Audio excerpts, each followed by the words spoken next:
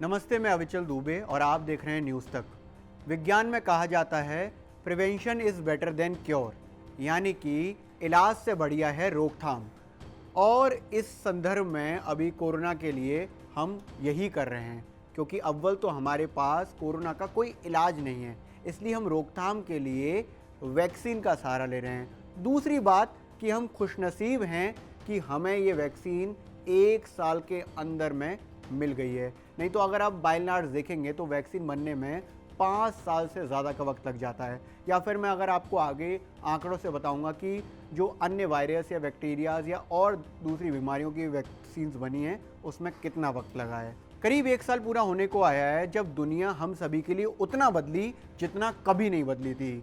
School, college, दफ्तर, मोहल्ला, सड़क, रेल, पटरी, सब कुछ थम गया। सब कुछ मतलब सब कुछ। देश में कोरोना का पहला मामला 30 जनवरी 2020 को आया, तो वहीं आज से ठीक 1 साल पहले 16 जनवरी 2020 को भारत में कोरोना वायरस को लेकर सर्विलांसिंग यानी कि निगरानी शुरू हुई थी। पहली बैठक 16 जनवरी 2020 को हुई थी और आज देखिए 16 जनवरी 2021 को कोरोना का वैक्सीनेशन आज भारत में शुरू हो चुका है। और ये वैक्सीनेशन छोटा मोटा नहीं है, पूरी दुनिया का सबसे बड़ा टीकाकरण अभियान भारत में 16 जनवरी 2021 यानी कि आज शुरू हो चुका है। ये वाकई ऐतिहासिक दिन है, केवल इसलिए नहीं क्योंकि इतने बड़े स्केल पर हो रहा है, इसके और सारे कई कारण हैं, कई सारे फैक्टर्स हैं जो आपको जान लेने ज़रूरी हैं। बीते 1 साल में हमारे साथ जो भी हुआ या तो वो कड़वी यादें हैं या सबक हैं।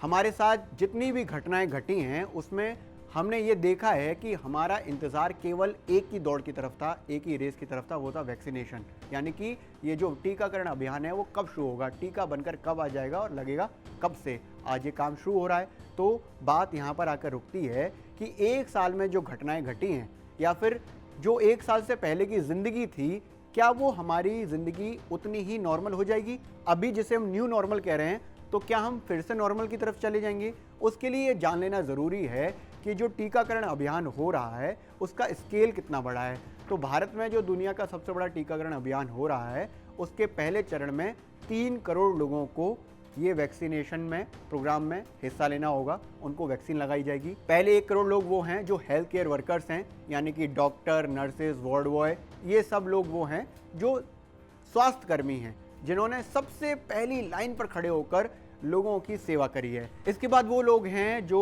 फ्रंट लाइन वर्कर्स हैं, यानी कि police, paramilitary forces, defence guard, जो हमेशा ये केयर करते रहे कि हम लोग हमेशा सुरक्षित रहें। तो ये 3 करोड़ लोग वो हैं जिनको पहले चरण में भारत में वैक्सीन लगाई जाएगी। ये 3 करोड़ लोगों का आंकड़ा मैं बार बार इसलिए दोहरा रहा हूँ क्योंकि प्रधानमंत्री नरेंद्र मोदी ने जब इस वैक्सीनेशन प्रोग्राम की आज शुरुआत करी तो उन्होंने एक बात कही। उन्होंने कहा कि दुनिया में 100 देश ऐसे हैं जिनकी आबादी 3 करोड़ भी नहीं है और भारत के वैक्सीनेशन प्रोग्राम में 3 करोड़ से ज़्यादा लोगों को पहली बार में वैक्सीन लगा दी जाएगी।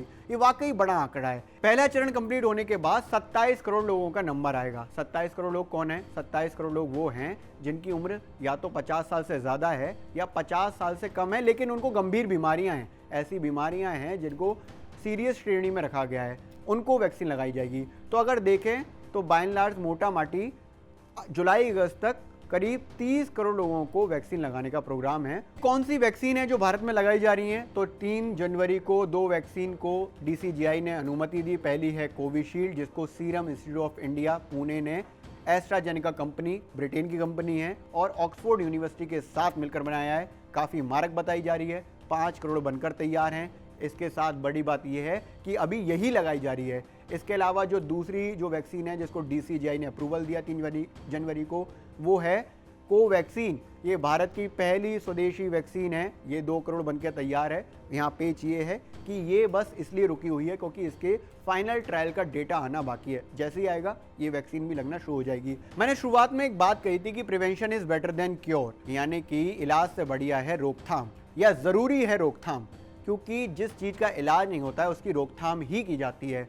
कोरोना केस में यही हाल है। आप मान लीजिए कि आपको यदि कोई बीमारी है तो उसके इलाज के लिए आपको दवा दी जाती है, लेकिन दवा मौजूद होनी चाहिए। कोरोना केसेस में अभी दवा अवेलेबल नहीं है। बिल्कुल इसको ऐसे समझिए कि अगर पोलियो की वैक्सीन अगर आप नहीं लगवाएंगे तो पोलियो हो जाने के बाद इस तरह की कोई दवा मार्केट में नहीं मौजूद है जिससे पोलियो खत्म किया जा सके। ऐसी हेपेटाइटिस बी के लिए हेपेटाइटिस बी का पहले वैक्सीन लगवाया जाता है। कारण साफ है कि इनकी वैक्सीन बन चुकी है लेकिन दवा नहीं बन पाई है। अगर दवा होती तो इनको बीमारी होने के बाद भी खत्म किया जा सकता था। कोरोना केस में भी यही है, ये वायरस फैल चुका है तो इसके खिलाफ हम एंटीबॉडी तैयार कर सकते हैं। मैंने शुरुआत में एक बात और कही थी कि हम खुशनसीब हैं कि हमें 1 साल के अंदर में कोरोना वायरस के खिलाफ वैक्सीन मिल रही है। वाकई ये एक ऐतिहासिक वैक्सीन बनाई जा रही है, क्योंकि जो भी वैक्सीन बनाई जाती हैं उनमें 5-7 साल का वक्त लग ही जाता है। अगर एक एग्जाम्पल के तौर पर देखें तो चिकन पॉक्स की वैक्सीन बनने में 43 साल लगे थे, हेपेटाइटिस बी की वैक्सीन बनने में 13 साल लग गए थे। स्पेनिश फ्लू जो 1918 में हुआ था, जिसे बताया जाता है कि कोरोना वायरस जितना ही बड़ा या उससे भी बड़ा एक महामारी थी, उसकी जो वैक्सीन बनी थी उसको 27 साल लगे थे। पोलियो वायरस की वैक्सीन बनने के लिए 18 साल लग गए थे।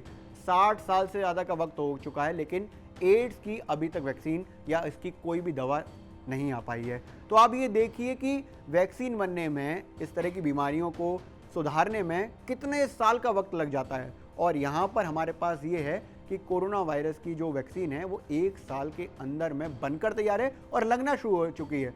बड़े स्केल पर लगना शुरू हो चुकी है। केवल भारत में ही, पूरे दुनिया में लगना शुरू हो चुकी है। पूरे दुनिया के स्केल पर देखें तो अभी पूरी दुनिया में करीब 3.5 करोड़ लोगों को वैक्सीन लगाई जा चुकी है। अलग अलग देशों में अलग अलग डेटा है। जैसे मैं आपको बताऊं, यूएसए में करीब 1 करोड़ से ज़्यादा लोगों को वैक्सीन लगाई जा चुकी है। चाइना में 1 करोड़ से ऊपर हैं जिनको वैक्सीन लग चुकी है।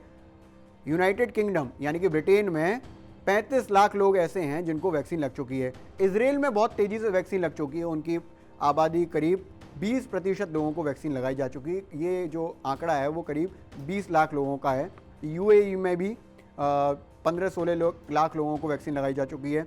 इसके अलावा अगर देखें वैक्सीन जिन देशों में लगाई जा रही है उसमें स्पेन है, इटली है, जर्मनी है। ये वो देश हैं जहां पर आपने देखा होगा कि मार्च अप्रैल में कोरोना का सबसे ज़्यादा इफेक्ट रहा था। सबसे ज़्यादा जो दर्दनाक तस्वीरें आती थी वो स्पेन और इटली से ही आती थी। अब जो बात कही जा रही है कि जुलाई अगस्त तक 30 करोड़ लोगों को वैक्सीन लगाई जाएगी, इसके बाद लोगों के पास क्या ऑप्शंस होंगे, तो ऑप्शंस में साफ बता दिया गया है कि पहली बात तो वैक्सीन जो है पूरी तरह से वॉलंटरी है। जिसको लगवानी है वो लगवाए, जिसको नहीं लगवानी वो नहीं लगवाए। बस 3 करोड़ लोग जो अभी हैं यानी कि फ्रंटलाइन वर्कर्स और हेल्थ केयर वर्कर्स, उनको मैंडेटरी है वैक्सीन लगवाना। इसके अलावा जो लोग हैं वो अपनी मन मर्जी से वैक्सीन लगवा सकते हैं या नहीं लगवा सकते हैं। लेकिन इसमें 2-3 चीज़ें काफ़ी मेन हैं जिनको हमें जान लेना ज़रूरी है। पहले तो ये कि जो हालत कोरोना से पहले थी एज इट इज़ है अभी हो जाएगा, ये नहीं होगा। कई बार वैज्ञानिक एक्सपर्ट्स इस बात को बोल चुके हैं कि वैक्सीन लगवाने के बाद भी आपको कई सारी केयर करनी पड़ेंगी।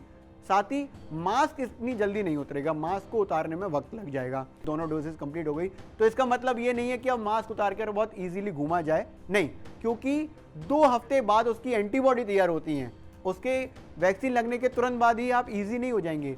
28 दिन के बाद 14 दिन ऐसे लगेंगे जिसमें आपके शरीर में एंटीबॉडी तैयार होंगी जो कोरोना से लड़ाई करेंगी। तो इसका भी इंतजार करना है। इसके अलावा सोशल डिस्टेंसिंग का खासा ध्यान रखना है, क्योंकि जिन लोगों को वैक्सीन लग रही है केवल उनको ही कोरोना वायरस नहीं होगा, बाकी लोगों को हो सकता है। इसलिए सोशल डिस्टेंसिंग मेंटेन करनी है। ये चीज़ें वो हैं जो न्यू नॉर्मल के अंतर्गत ही आएंगी। तो कोरोना वायरस की वैक्सीन हम लोगों को आज से मिलना शुरू हो चुकी है। हम लोगों का मतलब ये मैंने आपको बताया है कि पहले किसको मिलेगी और बाद में क्या ऑप्शंस हैं। लेकिन जो प्रक्रिया है उसमें सबसे इम्पॉर्टेंट ये है कि जो प्रधानमंत्री नरेंद्र मोदी ने कहा है कि दवाई भी और कड़ाई भी, कि अगर वैक्सीन लग भी रही है तो उसके बाद भी हमें जिन चीज़ों का ध्यान रखना है उसको एज इट इज़ ध्यान में रखें।